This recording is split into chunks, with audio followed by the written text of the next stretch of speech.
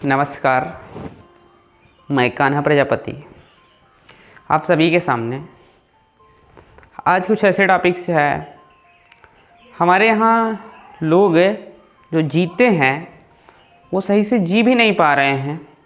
आज इस टॉपिक पर चर्चा होगी कि सही से जीना क्या है और सही से जिया कैसे जाए। यह बहुत इम्पॉर्टेंट है लाइफ में, नहीं तो हमारी 70 साल 100 साल 60 साल की लाइफ बहुत मुश्किल में जी रहे हैं हम सभी लोग जितने भी हैं एक प्रॉब्लम्स में जूझ रहे हैं कि आज नहीं तो कल अच्छा होगा। उस कल अच्छा होने वाले दिन में से आज का भी दिन पूरे तरीके से बिल्कुल उदासी से जी रहे हैं, पूरी उदासी से जी रहे हैं और ये सोचते हैं कल जॉब लग जाएगी पर तो उसके बाद मैं सुखी रह लूँगा, मैं खुश हो जाऊँगा। और कुछ युवा जो हैं कि चलिए शादी हो जाएगी बाद में हम जो है खुश हो जाएंगे।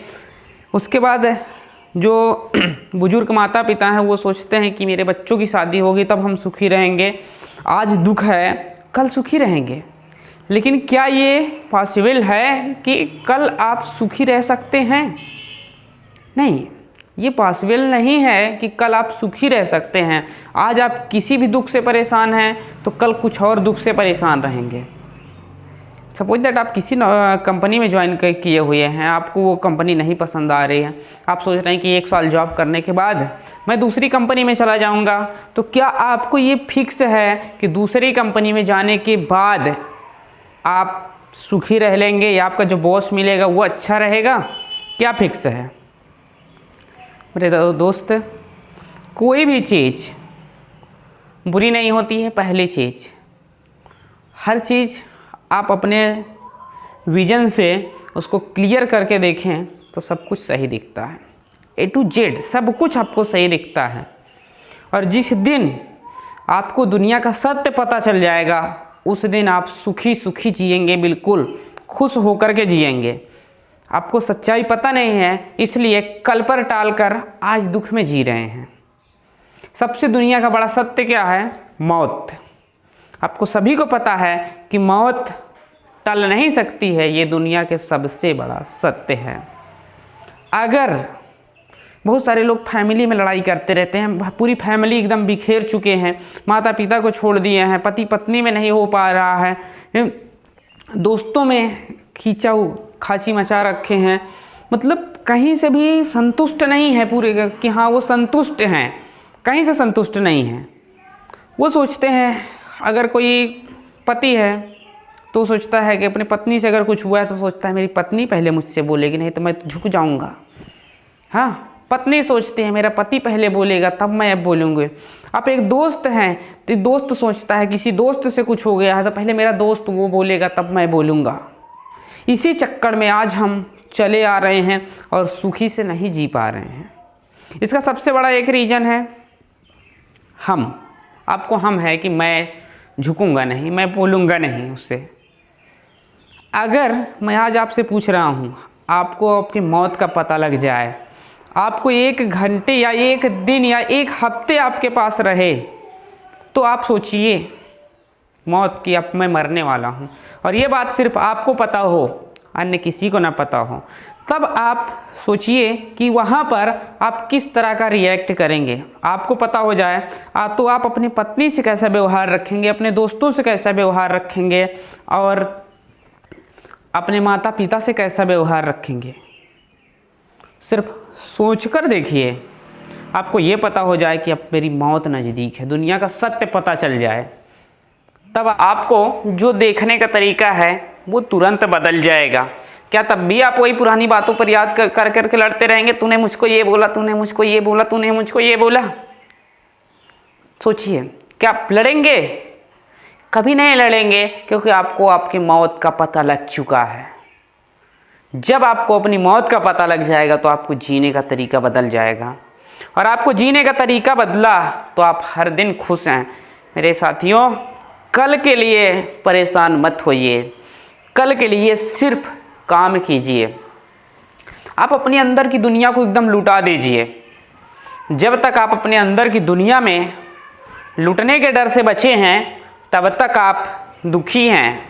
आप अपने अंदर की दुनिया, बाहरी दुनिया मत लुटाइएगा, हाँ, नहीं तो पूरे लूट ले जाएंगे, आप परेशान हो जाएंगे, फिर भीख मांगने की नौबत आएगी। अंदर की दुनिया को लुटा दीजिए, कोई टेंशन ना रखिए, जो होता है सब अच्छा होता है, जो होता है सब अच्छा होता है। कोई टेंशन ना रखते हुए आज की ज़िंदगी कल के चक्कर में बर्बाद ना कीजिए, तब आप सुखी रह सकते हैं और आप आगे बढ़ सकते हैं। अन्यथा आगे बढ़ने का और सुखी रहने का कोई तरीका नहीं है। 100% जीना सीखिए, घुट घुट के नहीं कि हाँ घुट घुट के जिए। 100%, जिस दिन आप 100% जीना सीख गए ना, उस दिन आपको लगेगा कि मैं जी रहा हूँ। मैं आपको एक कहानी सुनाता हूँ, छोटी सी कहानी है। एक राजा थे और वो राजा इतना मतलब निकृष्ट राजा था कि दूसरों की ज़मीन पूरी हड़प हड़प के रखा था, मतलब हर तरह से लोगों को परेशान किया था। और एक दिन एक साधु आए उनके गांव में, और जब वो साधु आए तो राजा सभी की मौत के बारे में सभी की कुंडली बता रहे थे, और वहाँ पर वो राजा भी गए अपनी कुंडली पूछने के लिए। तो बता दिए कि आपको अगले मंगलवार को आपकी मौत होने वाली है। अब राजा का दिमाग चकराया कि मैं अगले मंगलवार को मर जाऊंगा, और मंगलवार के ही दिन हो गया था। आज से 8 दिन बाद आपकी मृत्यु है। राजा आया, पूरे तरीके से एकदम विचार किया कि अब तो मैं मरने वाला हूँ, इसको लेकर ही क्या करूँगा, जो लिया हूँ सब। वो सबको बुलाया और सबकी ज़मीन पूरा दे दिया, और सबके साथ एकदम खुशी खुशी से कि यार अब 8 दिन रह गए हैं, 8 दिन खुशी से जी लो, क्योंकि 8 दिन बाद ये दुनिया छोड़ देना है। उसके बाद वो राजा मंगलवार का इंतजार करते हुए अपना एक एक दिन जी रहा था। मंगलवार भी आ गया, उसकी मृत्यु नहीं हुई।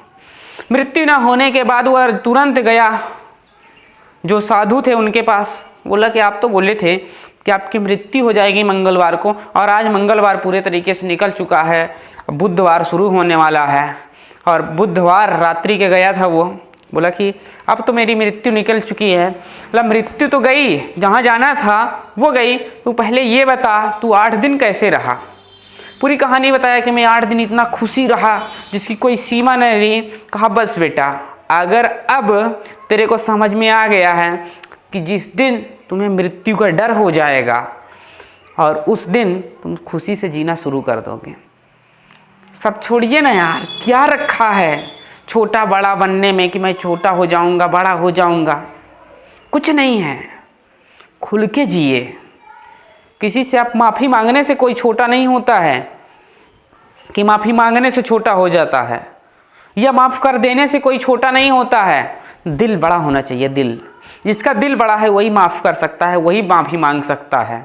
अगर आपके पास दिल बड़ा है तो आप भी माफ़ी मांगिए और माफ़ कीजिए।